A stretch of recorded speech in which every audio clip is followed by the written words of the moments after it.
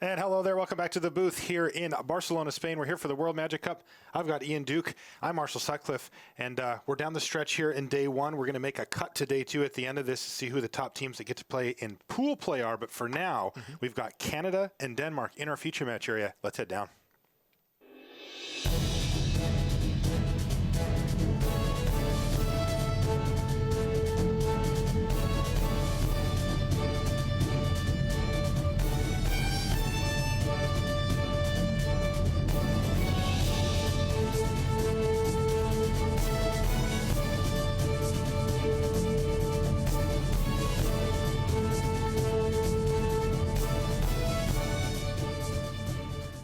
Hello and welcome to coverage of the World Magic Cup. We are in Barcelona, Spain. I'm Marshall Sutcliffe in the booth with R&D insider Ian Duke, and we are ready to head down to the feature match area here for round number 6 of 7 here on day one. We are in unified standard, and we've got two of the really remarkable teams out in the field here. Ian, we have Denmark headed up by Martin Dang, and you'll note here that our player in the feature match here that we're actually watching first is Martin Muller. He's not the captain.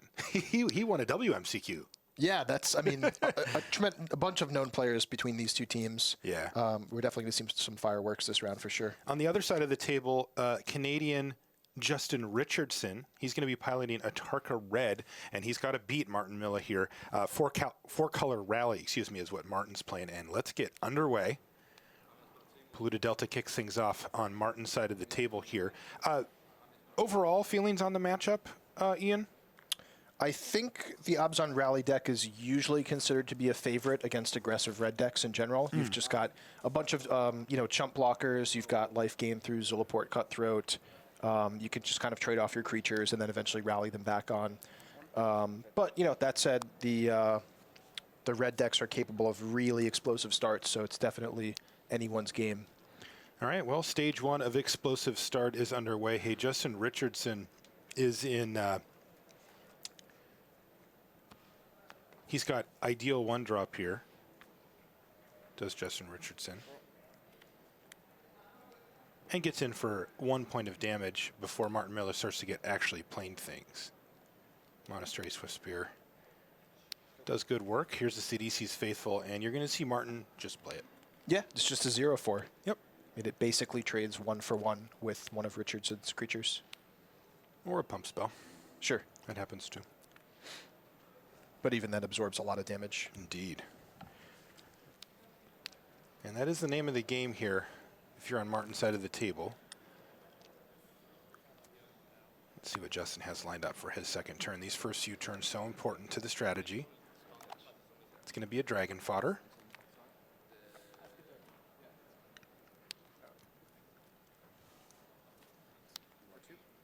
And that Faithful already stopping 2 damage there.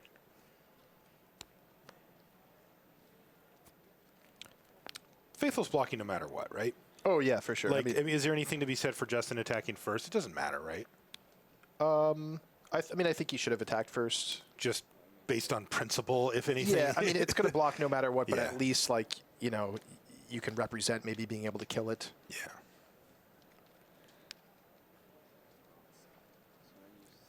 So here comes Catacomb Sifter, just presenting extra chump blockers in the form of a body plus an Eldrazi Scion. That has to be the best turn 3 play for Martin there, right? Yeah, in this matchup, for sure. Yeah, in this matchup. Yep.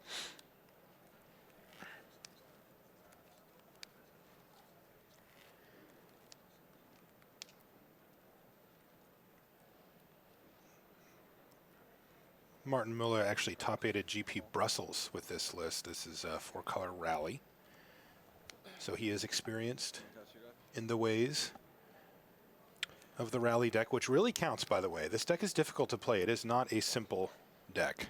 So this attack from Richardson here, including the tokens, almost certainly represents a Tarka's command, because Muller could block in such a way as to threaten 2 creatures at once, and I don't think Richardson would commit to needing to play 2 pump spells in the same turn. Right. And he did, in fact, have it. He fired off a Tarka's command there. So Mueller's block, almost certainly taking that into consideration. You could see he put the Catacomb Sifter in front of a 1/1 Goblin, and Richardson now deciding where to point his Titan Strength. And it does go at that Goblin. So All right, so we'll get in for, what, 5 damage here, get rid of a couple of creatures. Yeah, really a nice set of blocks by Martin Mueller there, just making Richardson invest a lot of resources in that attack without getting through much damage at all. Right, So, and also not developing his board anymore that turn. Yeah, that was nice. So I think Mueller's got to be feeling pretty comfortable here. Richardson's played in 1 Pro Tour and 11 GPs in his career, so still young is his career. Martin's career is also quite young. He's only played in 7 Pro Tours and 20 GPs, but he's got some results. He's already got a Pro Tour top 8 and 2 GP top 8s on his resume. You'll also recognize him from the World Championship.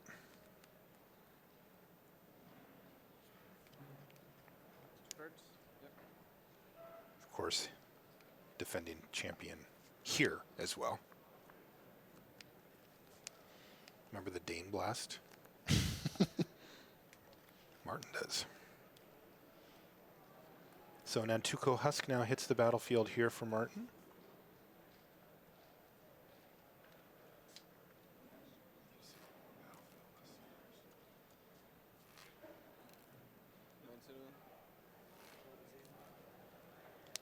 All right, in comes the team once again for Justin Richardson.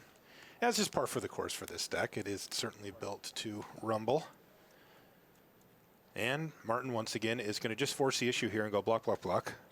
Yeah, you could tell Martin thought about his blocks long before that attack was actually made. He knew exactly how he was planning on blocking if everything hit the red zone.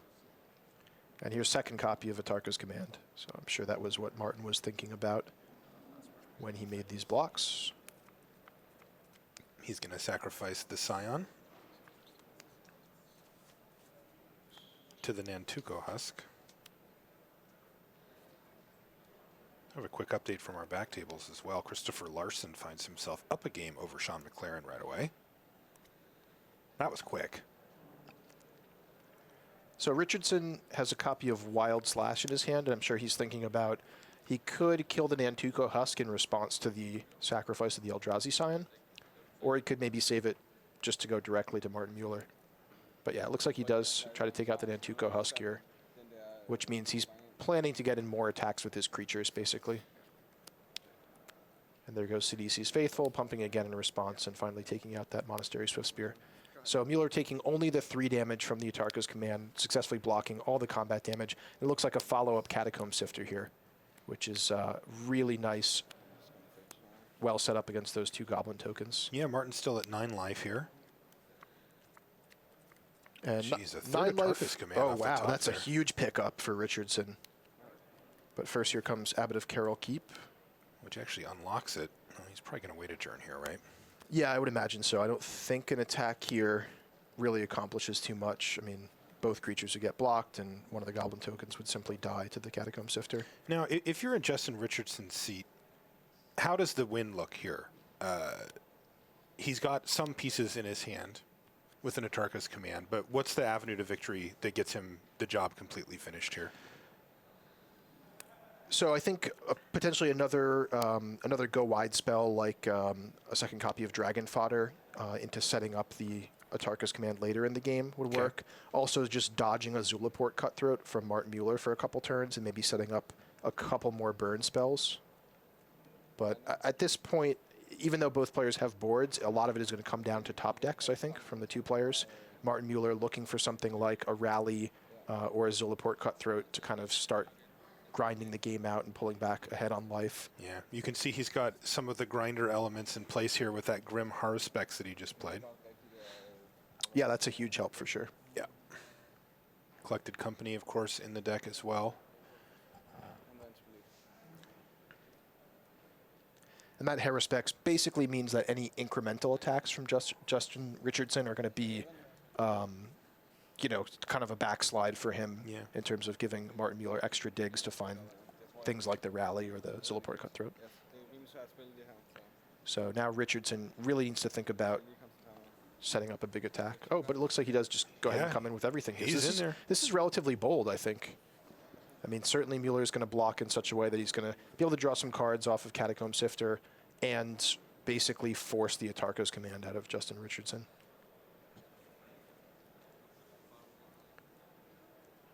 I guess Richardson figures the longer the game goes, the further it's going to slip away from him anyway, so he might as well just make the attack now before things get even worse.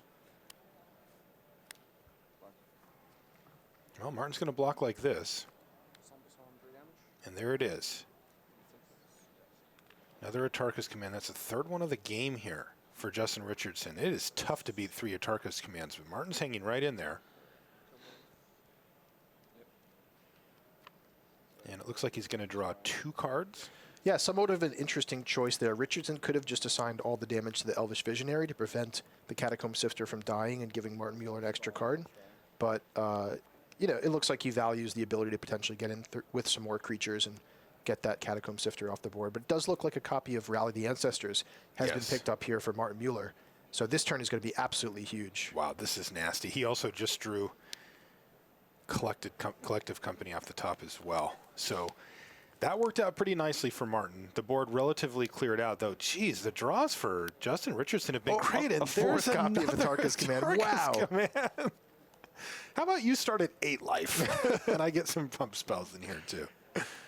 Yet somehow Martin Mueller, through no Zulaport Cutthroats, is still alive here. Yeah, it looks like he may be going for a Collected Company maybe in response to this. Because there is that mode of preventing life gain. Oh, I see. He's going for the rally. He's just going to rally right now. Yeah, that makes sense. Makes sense.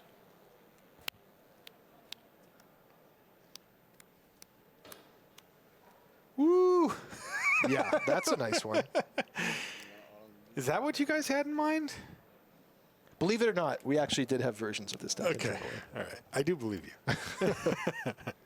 It's the type of deck that often goes under the radar in R&D, but actually all throughout the printing of this Rally the Ancestors card, we had various versions of this deck, and around this era, I think, was the strongest one that showed up.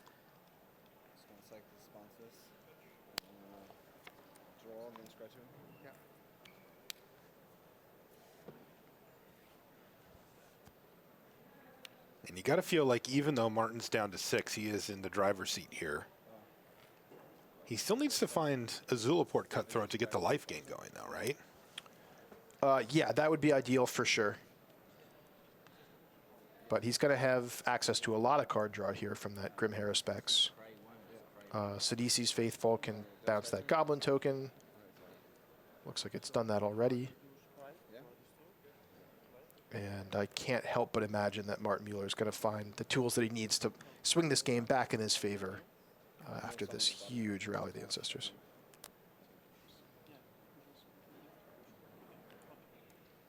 So the issue with the judge here is just a quick correction that Martin had multiple Scry 1 triggers, and he did one of them at the same time. So it's like Scry 2 is different than Scry 1 twice.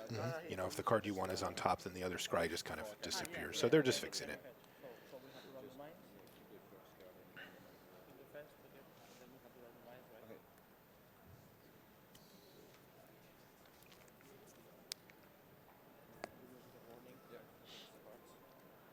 So a lot of various triggers going on the stack here with all these creatures under the battlefield at once. It's a little hard for us to walk through them since we don't know exactly how the players are communicating with one another. But the basic gist of it is Sidisi's Faithful is going to bounce the Goblin token back into Oblivion, Catacomb Sifters making 2 Scions, and probably at some point before the end of the turn, Nantuko Husk is going to eat a whole bunch of these creatures and draw a bunch of cards from Grim Haruspex. Are we going to see an upkeep Collected Company? Oh, yes, we are.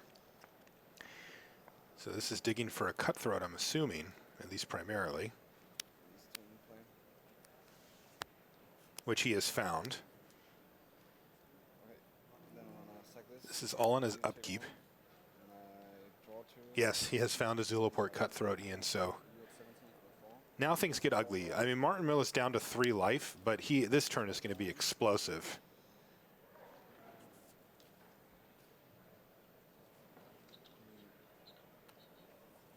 So Ian, can you walk us through what's happening here? We see Martin scrying and drawing cards, and a lot happening on the game that's not visually represented on the screen. Right. So the basic idea here is Catacomb Sifter says whenever a creature dies, you can scry 1. Grim Haruspex says whenever a non-token creature you control dies, you can draw a card. Zulaport Cutthroat drains a life from the opponent every time a creature you control dies. And Nantuko Husk means you can sacrifice any of your creatures whenever you like to get all of these triggers here. So Rally the Ancestors basically temporarily bring back a bunch of creatures that all can then get eaten and trigger all these enter the battlefield and death triggers. So after this is over, Martin will have sacrificed effectively his whole board here. At least everything except for the Grim Harspecs and the Zulaport Cutthroat that he hit on his upkeep here off of Collected Company. And he will have gained, 5, 6, 7, 8 life and drawn that many cards, as well as getting a bunch of scry triggers to make sure that the cards that he's drawing are the ones that he actually wants. And he's going to have a huge life cushion here and a handful of cards. Now, he won't have a lot of mana to work with, just 3 mana on this turn, but he can pass a turn knowing it's unlikely that he'll actually die. Yep, and with all this scrying and card drawing he's done, he'll basically be able to do the same thing again next turn. Exactly. Often the way these rally decks work is once they get the first big rally off, then they're set up again to just continue chaining through their library and doing the same thing over and over again. Yeah, and the tricky part here, right, is that when you rally the Ancestors, they're supposed to get exiled, right? If you go to your upkeep, which is where we're at, by the way, in Martin's turn, there's a trigger that goes on the stack, and it says, exile all of these creatures. That's right. But if you sacrifice them or let them die somehow before they would actually get exiled, well, then they just end up in your graveyard, and you can do it over again if you draw another Rally the Ancestors. Yeah, and each time it just gets bigger and bigger as you're finding more creatures and loading up your graveyard more and more. Each successive Rally the Ancestors just gets larger and larger until finally your opponent is overwhelmed. Rally indeed. And you can take a look at Martin Miller's graveyard there just as a snapshot and see how many creatures are in there as a ton. So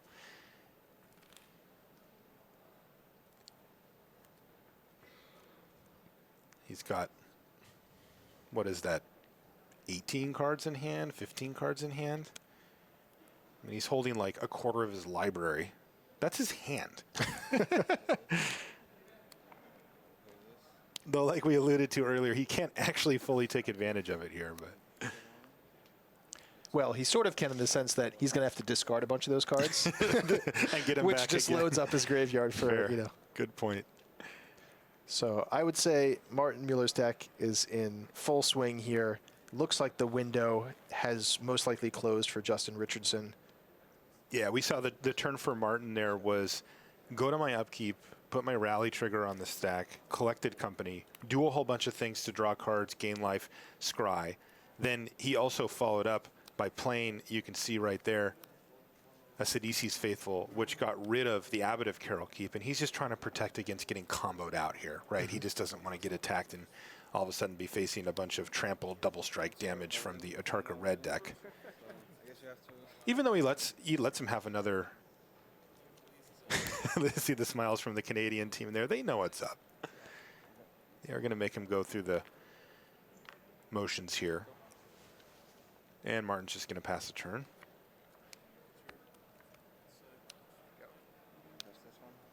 Here's Collected Company. This is on end step. There's a rally in there.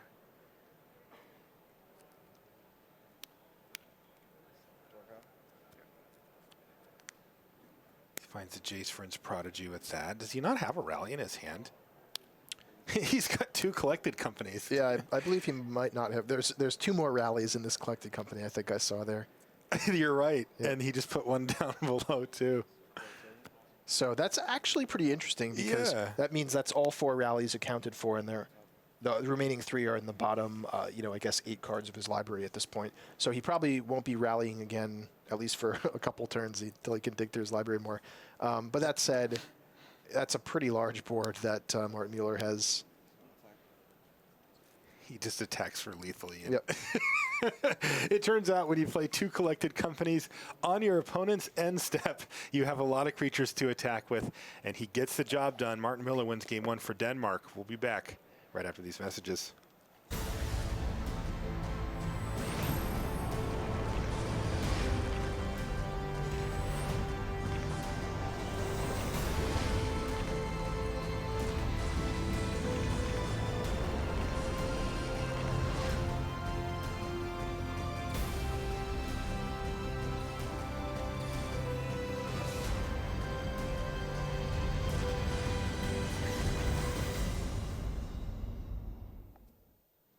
Start on your road to the Pro Tour by playing in a preliminary Pro Tour qualifier. With more than 2,000 locations running events, you're sure to find one near you. Visit magic.wizards.com/pptq for schedules and information. And welcome back to the feature match area here in Barcelona. I'm Marshall Sutcliffe in the booth with Ian Duke, and we're in round 6 here. This is Team Unified Standard. The teams had to build standard decks with no overlapping cards outside of basic lands. And that did present some interesting puzzles for the teams to figure out. And I've noted that they've gone different directions. It's not like every team has the same 3 decks lined up. They've certainly decided to take different paths as we've gone. You take a look at Sean McLaren here.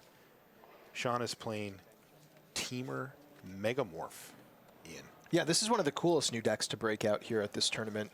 I like it a lot. It's basically, Teamer colored, kind of a mid-range deck, but it's playing especially high number of flash creatures and counter spells as well. So it looks like it's kind of positioned maybe to take advantage of the Esper Dragons decks that are showing up a lot. It looks like that game just ended, Ian, so we're going to jump back over to Table A where we have Martin Dang versus Alexander Hain. Martin's on white-black tokens. Alex is on Esper Dragons, a deck that he is certainly well familiar with.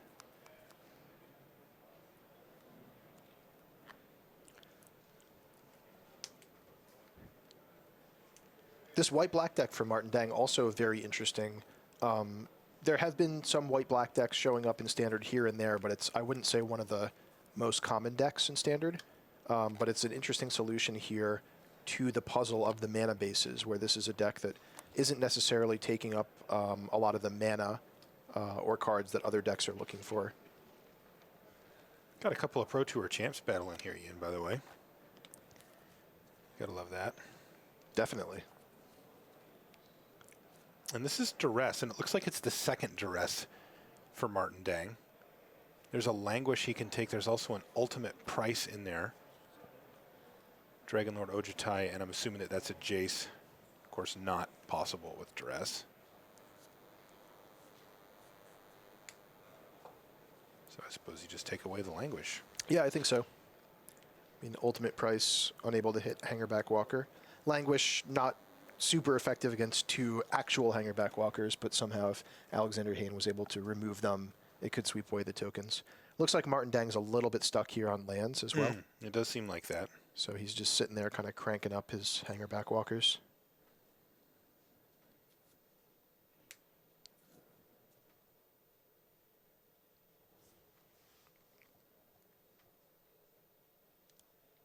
Alexander Hain probably feeling pretty good with an active Jace here, hitting his land drops with Esper Dragons.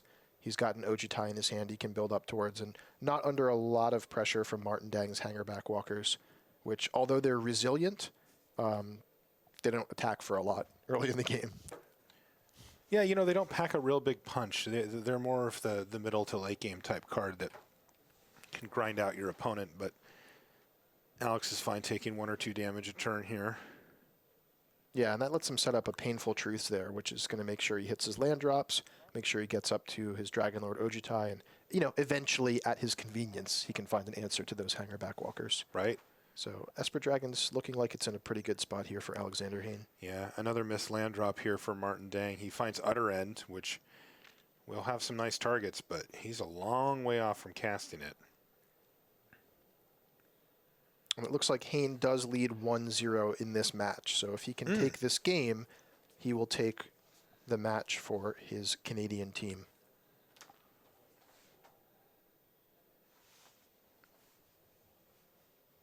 Murderous Cut in hand for Martin Dang as well.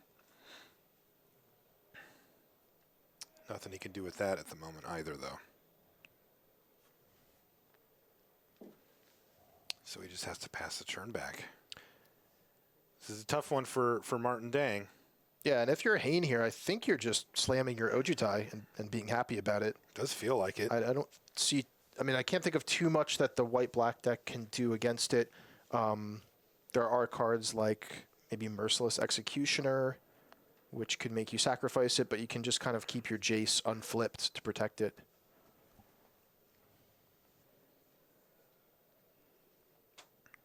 Those Hangerback Walkers ticking up end of turn. Martin does get to attack with them. right? Wouldn't he rather have them dead at this point? Yeah, probably so. I mean, he duressed fairly recently and didn't see another sweeper besides the Languish that he took. So Yeah. yeah, they do come in. And Alex is going to go ahead and do the block, the old block and loot. So this is a little trick with Jace.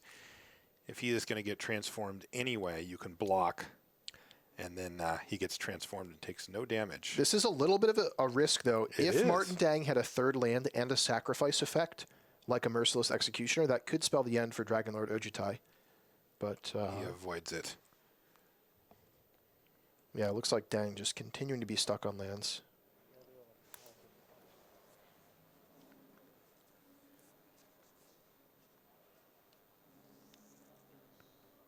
And here's a duress now from Alexander Hayne.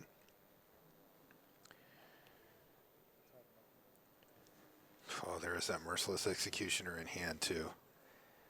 Ugh, just could not hit that third land for multiple turns in a row.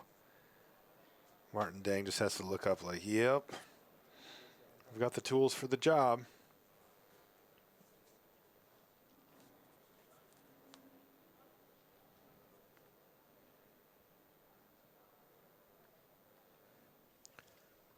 Really clunky hand for Martin Dang, in addition Yeah. to being stuck on land drops. Yeah, I think Martin's plan was probably to fire off a Secure the Waste for 1, and that would get a Murderous Cut active from his graveyard next turn after Dragonlord Ojutai attacked, and then he can fire off Murderous Cut and just hope it resolves. I mean, he's in a desperate scenario here, and, you know, that plan's been taken away from him now as well as the Murderous Cut hits the bin from Alex and his duress. It looks like Alexander Hayne sitting on a copy of Negate as well to protect Dragonlord Ojutai. So this is going to be... The combo? Yeah, the combo, yep. Yeah. Yeah, I don't see any way for Martin Dang to get out of this at this point. Alex is so far ahead with an active Jace as well as Dragonlord Ojutai hitting, getting those extra cards, that card selection flowing. You can see Alex's hand is predictably stacked. We may see him play second Jace in creature form here just to protect against Merciless Executioner. But no, it looks like he does just leave his mana up here. Keeps the option open for Dig Through Time as well as Negate.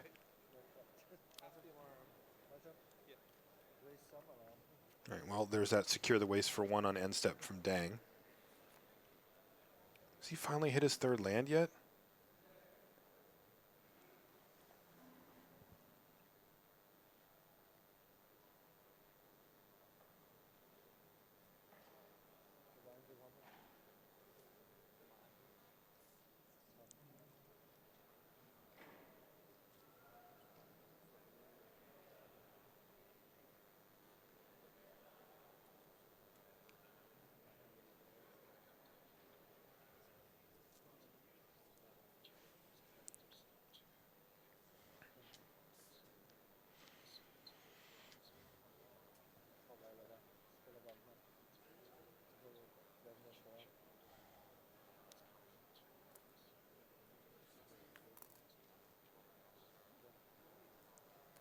Tim Willoughby's down in the feature match area and gives us an update.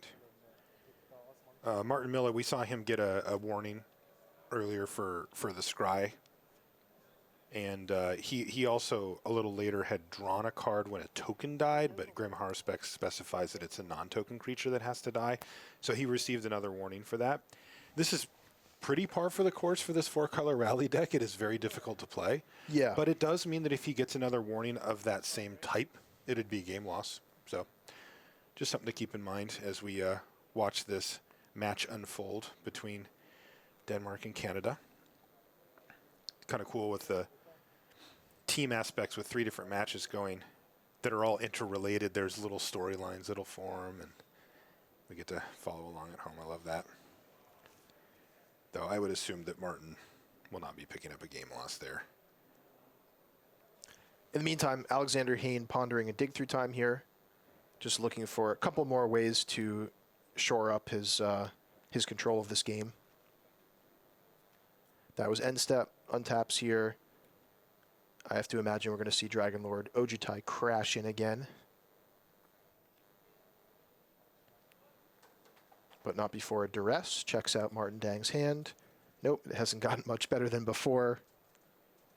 Utter End, secure their waists, Gideon and Merciless Executioner. Utter End gets taken away. Alex is taking away cards from Martin Dang that he can't cast anyway. At least not yet. I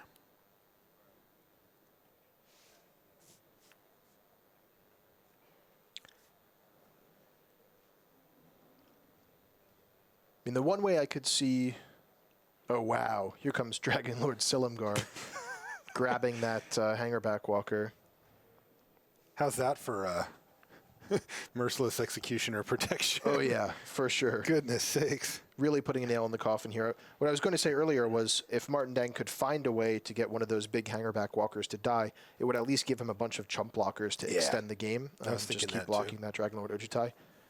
Not that that would put him in, a winning position, but it would at least give him a fighting chance to get back into the game. Now with that Dragon Lord Silumgar coming down, I mean, I think we're seeing this game being maybe a turn or two away from Alexander Hayne taking the victory for Team Canada. Looks like another copy of Utter End. Yeah, and Martin Dang just... Yeah, I mean, that one looked really tough for Martin since the earliest stages. So the first match goes to Team Canada and Alexander Hayne. They are one to the good. Of course, you've got to win 2 out of 3 to take down the whole thing. So let's jump over here to one of our other tables and see what's going on.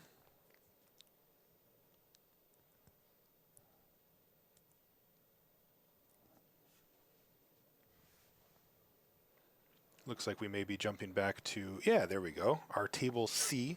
The players, by the way, they pick their seats at the beginning of the round. And by round, I mean round of standard matches. Mm-hmm. And that's where they sit for the duration. There's a little bit of strategy in there, but not a lot. You don't necessarily know where everybody else is going to be. Right, it's almost a rock, paper, scissors thing. Like you're trying to guess where your opponents are positioning. Yeah, the only thing that removes it from being fully random is that it is common to put the best player in the middle seat so that they can have access to both players if they need help. But that isn't always the case. So. Another common strategy actually is putting the player with the fastest deck in the middle so that they can watch the other 2 matches when their match finishes. There you go. So you can kind of try to next level each other with those types of decisions. The smallest of edges, Ian Duke. Yeah. And sometimes you end up leveling yourself, Yes, going a little bit too far or whatever. So here we have, this is Tarka Red versus the Teamer Megamorph deck that we've seen a couple times before. Yeah, we've seen this a little bit, and we've seen this guy Bounding Krasis on the battlefield a fair bit, certainly much more than we've seen in Standard thus far. But that's kind of what you see in Team Unified Standard, right, is that sometimes those cards that are just on the fringe of being good enough to see regular play in Standard will get the bump in and get the call off the bench to come in. Yeah, and other times you find that, with the restrictions of Team Unified Standard, players are looking toward building new and innovative decks, and those decks do turn out to be good enough, right? That is true. They may just have been decks that have gone a little bit under the radar. So that totally happens. I would definitely recommend, I mean, if I were going to Friday Night Magic, I would definitely grab one of these decks and maybe modify it a little bit and take it out for a spin. Absolutely. All of these decks are definitely competitive to bring to your next tournament. Yeah, I'm actually surprised that Bounding Krasis hasn't seen more play. Yeah, it's a powerful card. I mean, it's showing up in Modern. It is. Yeah. Skipped a grade, I guess. So look at this too, by the way. This is Alexander Hayne and Sean McLaren working together here as they work their way through this couple match. of Pro Tour champions. No kidding. Looks like Radiant Flames there sweeps away those creatures. Wow, so big swings on both sides. The Atarka's command taking care of both of the Bounding Krasis, and now swing back in the other direction towards Canada Radiant Flames, taking out 2 creatures, and nothing to follow up for Christopher Larson. I was going to say, looking like a pretty close game here so far, but missing a permanent source of damage there for Christopher and this Larson. is actually terrible news for Larson, too, because Sean McLaren passing with 4 cards in his hand means that he has to have Collected Company, right? Right. And there it is. Collected Company on your end step. And by the way, Christopher once again did nothing. Uh-oh. Let's see what we got here. Here we go. 6 power and 6 toughness. How about that? couple of lizards. Both look like they're dancing.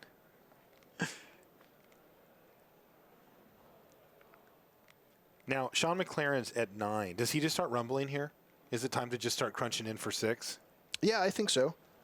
I mean, often against these red decks, you're better served trying to end the game quickly and denying them draw steps than by, holding back and thinking about, what if they draw a haste creature, and so on and so forth.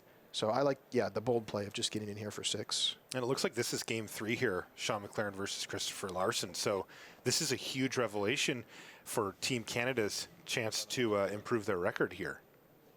They both of these teams came in at 3-2. Improving to 4-2 puts you in almost guaranteed to make day 2 range. If you can be 4-3 at the end of the day, you're probably through. Get to experience pool play tomorrow, which is a little different than what we've been doing today. We're going to have a lot of information for you tomorrow to make sure that everybody's up to speed on how pool play works. It's really interesting and a cool twist on tournament magic that we're going to be doing tomorrow. So Fiery Impulse takes out Bounding Crassus for Christopher Larson, with a follow-up Death Miss Raptor for Sean McLaren. So things are looking really good for Canada's Teamer Megamorph deck here. Atarka's Command off the top. Wow, he's actually got 2 of those in his hand here, Ian. Okay, and with Sean McLaren at 8, actually this is pretty close here. We could be looking at the red deck just. Oh, he's got Wild Slash too, Ian. Also. So is that 8 points of burn in his hand, Marshall? It is, except for he only has the 1 green mana source here, so he can go burn, untap, burn. Wow. Sean has to have an answer to one of these burn spells, or this thing's going to be done. That Atarka's Command was a huge pickup. Wow. Just in time, too. I mean, does Sean McLaren run things like negate, like reactive spells like that? Yes, this deck does often. I'm sure he very likely has negate in after sideboard. You see, he's got a pair of Stratus Dancer in the board and a Dispel. Oh, and Larson just lays him out. He just shows him all of it. He says, I'm going to do these 2 spells now and untap and hit you with the other Atarka's Command. Is it good enough? And it is! Wow. Triple burn spells and a big smile from Christopher Larson. Yeah, that's how you do it. It's funny because this Atarka deck is not known for the burn finishes, right? Right. Looking back to what Yoel Larson won with, it was just burn you. This isn't the case here, but he had 8 points of burn, throws it on the table, and earns the match for his team. That has to be a bitter loss there for Sean McLaren. You can see McLaren kind of rabbit hunting there at the top couple cards. All right, well, that leaves 1 match left, Ian. That would be Table B, where once again we have Martin Miller playing 4-color Rally. And this is the whole match on the line here. This is it. His opponent is Justin Richardson, who, as you can see quite plainly, is on Atarka Red as well. Many of the teams brought Atarka Red. So a Ration Cleric there for Martin Mueller, picking up a couple life points and blocking, threatening to come back later on with Rally the Ancestors. So a great card to have access to in this matchup for Mueller. As he starts to chip forward. Remember, Martin's up a game here. So if Justin's going to win this thing for Canada, he's going to need to get back-to-back games off of Martin post-sideboard. Sidisi's Faithful exploits Elvish Visionary to permanently get rid of that Goblin token.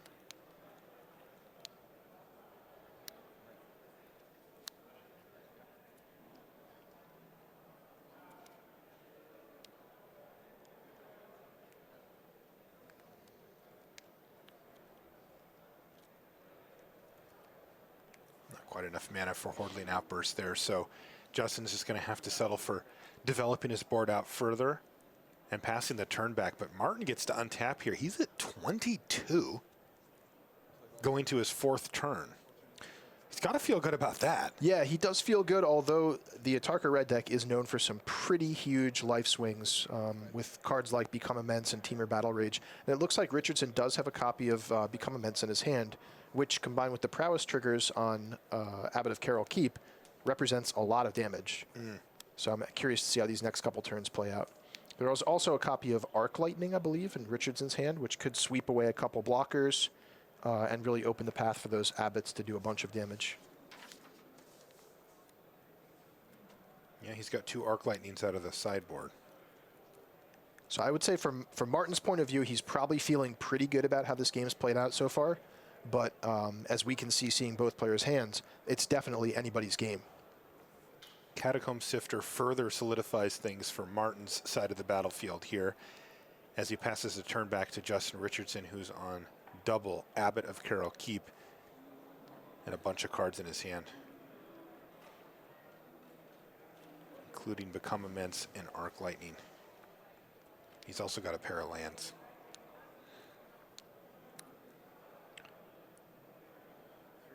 He's going to Arc Lightning the Catacomb Sifter right now. And that does clear the way for an attack. He looks like he's going to get in for 3 damage. He's going to... Yeah, it looks like he's going to keep Become Immense in his hand here. He actually had a window there to fire it off. Yeah, I mean, he could have fired it off for an extra 7 damage, as well as killing the Sidisi's Faithful with a second prowess trigger. But I think Richardson realizes his real way of winning this game is to combine Become Immense with Temur Battle Rage here and just come over for a ton of damage all at once. Martin's deck's not really well equipped to interact with that either, right? No, I mean, its main form of defense is blocking, so, you know, a huge trampling double striker is going to just rip right past those blockers. Right.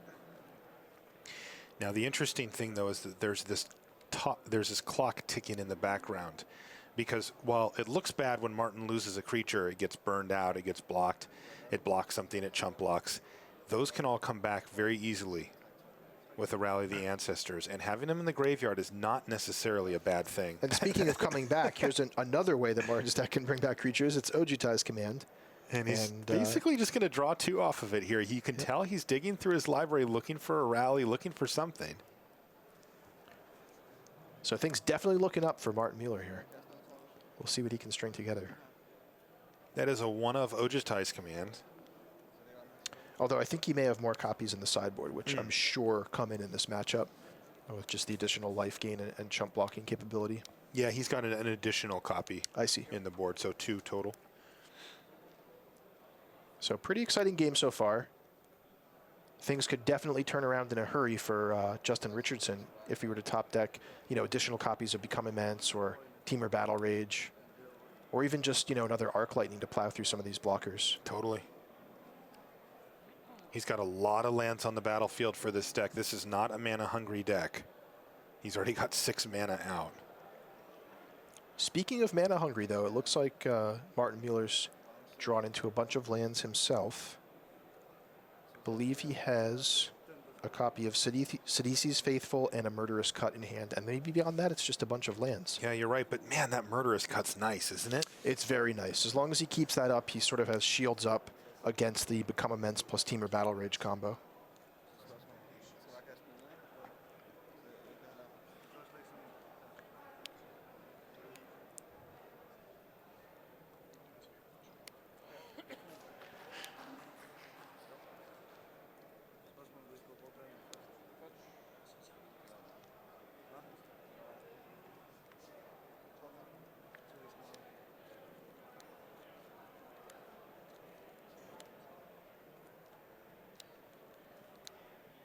All right, well, plenty of mana for both players here.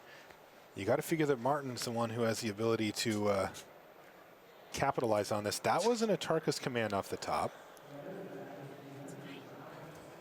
for Justin.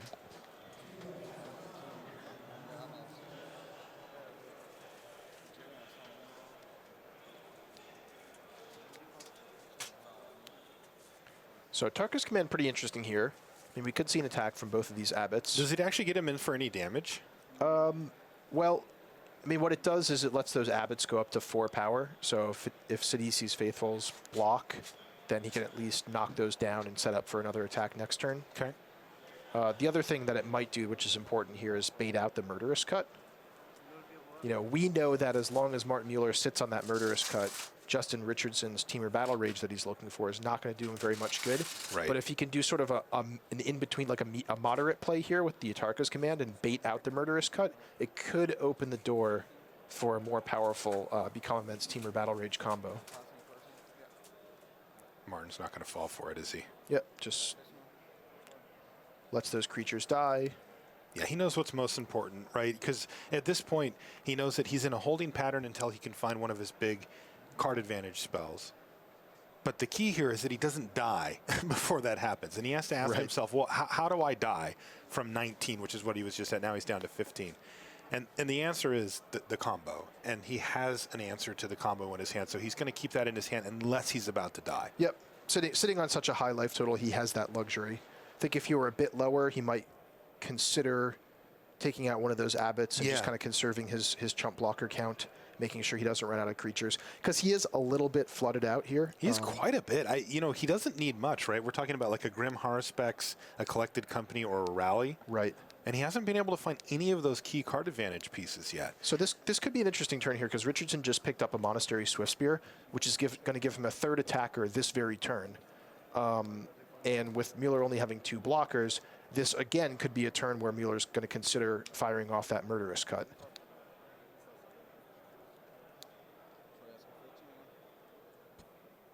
So we're definitely in a situation where the Atarka red deck is playing from behind, and Martin Mueller looking pretty comfortable here. But I'm just trying to think about what are the paths that this game can go down, where the Atarka red actually comes back into it and starts looking like it's in good shape. So here come those 3 creatures, and we'll see what Mueller does as far as blocks and whether he decides to use that Murderous Cut or not. I mean, I think probably he will not unless Richardson commits to Become Immense. But you never know. You never know what Martin's thinking his opponent could have. And Richardson has had a couple unknown cards in his hand for several turns, so it's kind of a matter of getting inside of the players' heads and thinking about what they're thinking about here. Right. Martin has access to 2 copies of Murderous Cut out of his sideboard, 1 in his hand. So they're definitely pretty precious for him. One of the only non-blocker ways that he can interact with the massive amounts of damage the Atarka red deck puts out. Yeah, the only other one he has, Ian, is a Surge of Righteousness, also out of his sideboard. I see. So Nantuko Husk gets in the way of one of those abbots, and they just go ahead and trade. Sidisi's Faithful blocking and bouncing with the other, and Monastery Swiftspear only getting in there for 1 point of damage. So both players showing some good restraint here. Yeah, I think that Martin feels pretty comfortable. He just drew his Surge of Righteousness as well, so now he's got Murderous Cut Surge. And while he is taking a little bit of damage on the board here, unless... Oh, okay. Justin's going to take out the Sidisi's Faithful with Rending Volley. Oh, interesting. Yeah, and this is just kind of a real clock. This probably will prompt Martin to take down the Abbot, right? He doesn't want to just take... Yeah, I would think so. 5. We'll probably see the Surge of Righteousness here. Yeah. So Martin says no blocks. Richardson says, well, I'm not going to cast anything else. I'm plenty happy with 5 damage here. But make it 0. Yeah, a net of 0. That's right. So, okay, now we've got an interesting game here. This is getting good. A lone Monastery of Swiftspear versus a lone Murderous Cut, but with Richardson having that Become Immense. Oh! What do we see? I think he drew Rally. Oh. I mean, we were waiting for it. There it is. We were waiting for it. All right, a second Swiftspear, but bang, Rally, the Ancestors, hits the table. He pays 5. That's going to get back everything here. Remember, Martin's the one who's up a game. So all he has to do is kind of finish this thing off, but that is a huge step in the right direction for Denmark. Now, one of the things we should note here, though, is that there are still key pieces missing. There's no Grim Haruspex in that pile, right? So he doesn't get to just load up on a bunch of cards. At least I didn't see one. Oh, that Elvish Visionary. So trigger from Elvish Visionary draws a card, and that draws Martin Mueller into a second copy of Rally the Ancestors. Okay.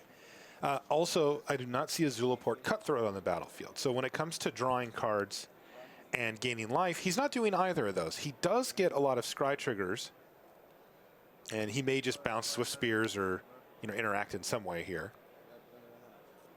So it looks like one Sidisi's Faithful bounced the Elvish Visionary back to Martin Mueller's hand. Okay. I think is what I saw there. And the other one we're thinking about here. So the important thing, even though Martin Mueller doesn't have like the full package for his combo here, the important thing that he does have is the Nantuko Husk, which will allow him to sacrifice all the other creatures before they're exiled by Rally the Ancestors. And that'll allow the second copy of Rally the Ancestors to get back all those same creatures, plus whatever new ones find their way into Martin's graveyard. So this is where the deck really starts rolling Rally into Rally and sort of starts to get out of control. So now we're seeing Mueller definitely with the upper hand in this game, and maybe looking to close things out by finding, some extra ways to gain life or draw cards in the next turn or two. And Richardson probably only drawing to Temur Battle Rage at this point, but of course we know Martin Mueller has a copy of Murderous Cut in his hand. So things are looking really, really good for Denmark here.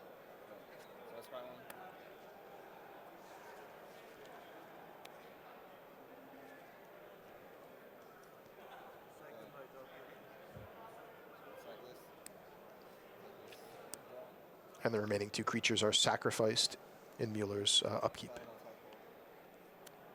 So they'll be there and ready for a second copy of Rally the Ancestors, which could come out this turn potentially. Collected Company picked up there off of Elvish Visionary, and that'll dig for important combo pieces like Grim Haruspex or Zulaport Cutthroat. Whew, Temur Battle Rage. Oh wow, there it is. So but combo no was creatures assembled, anymore. but nothing left. Yeah, so that Rally the Ancestors came sort of just in time for Martin Mueller. I mean, he does, of course, have that Murderous Cut. Right. But The old Richardson, insurance policy. Yeah. I think if Richardson had another turn or two with those creatures, with those two Monastery Swiftspears on the battlefield, that could potentially coax Martin Mueller into using the Murderous Cut, and then it would open the door for the combo. But yeah, that Rally, just a huge, huge turning point in this game. Rally into Rally. And I don't think we're going to see Martin Mueller let the shields down on that Murderous Cut anymore. I don't think so either. Richardson, I'm sure, is hoping, somehow please tap out on your turn. Maybe I'll top deck a creature with haste, like a Monastery Swiftspear, and I can get in for a big he just burst. bricked on Collected Company. Wow, now. a full brick. Yeah, he has really ran actually quite poorly this game on finding those key spells. He finally found the Rally, and it wasn't. It was like sort of a move things forward Rally, but not one of those ones where it's like, all right, he's setting up the win for next turn. He's still kind of moving things forward. There's an Arishan Cleric. Another Temur Battle Rage, still creatureless, though, for Justin Richardson. And there's that second Rally. So let's see if this is the one that gets him where he needs to go. And again, actually not that much off this Rally, just 4 creatures. We'll see a little bit of scrying, probably a bouncing of the Elvish Visionary here, just to kind of dig a little bit more. But nothing like convincing as far as... Ooh, he put something back on top. It looked like a Zulaport Cutthroat to me. Okay. Looks like he's going to bounce the Cleric as well, just to pad his life total. Yeah, I like the play. I mean, he's got to get these things in the yard anyway, right? Either off the battlefield somehow. Right. For future Rally considerations. And does he have... Is that a third copy of Rally the Ancestors in his hand? It looks like it, yeah. Yeah.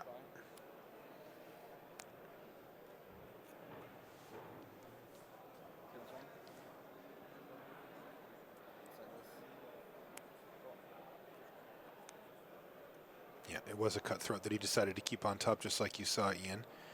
And of course, that is one of the key ways, because that actually enables this whole cycle to be a win condition. That's how he can just win the game doing all of this. Also, sometimes you'll note that cards like Nantuko Husk can win out of nowhere.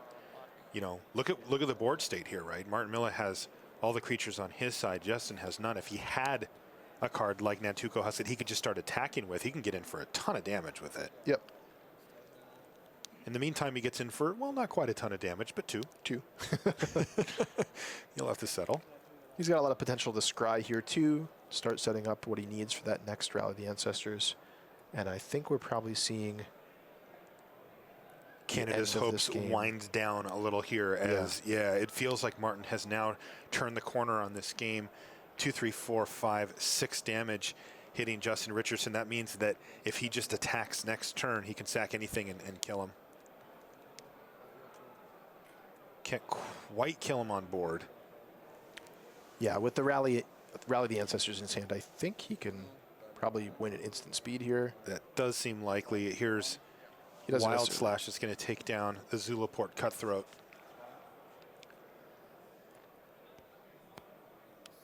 And I mean, Justin's hopes at this point are gone. All right, Martin Milla wins the match, and you can see his teammates congratulate him because he just put Denmark at 4-2 and in a sweet, sweet spot to make day 2 here. Yeah, 4-3 being like the really key record that teams want to make sure they have by the end of the day today. So, yeah, great win for Denmark, and Canada still looking to pick up that extra win next round. Yeah. So great stuff from both of our teams there.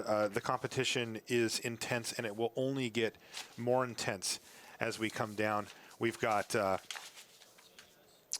one more round of action for you lined up today. It is again Team Unified Standard. Welcome back to the booth, and that will do it. After that round, we're going to have end of day 1. That's 7 rounds in the books today. That will come back tomorrow morning for 3 rounds of Team Sealed and 3 rounds of Team Unified Standard again before we cut to our top 8. But again, we've got one more round, and you're going to start to get a taste for it as we work our way down to the end of day 1 and amp it up times 10 tomorrow too with the extra players down in the feature match area. All right, that is going to do it though for round 6. Let's send it back to the news desk. All right, thanks very much to Marshall there, bringing you the action. We're here in Team Unified Standard, and we are closing in on the end of day 1. One more round to come, but right now it is deck tech time. We're going to Serbia, we are going to Alexa Talarov, and we are going to, I kid you not, Abzan Elves.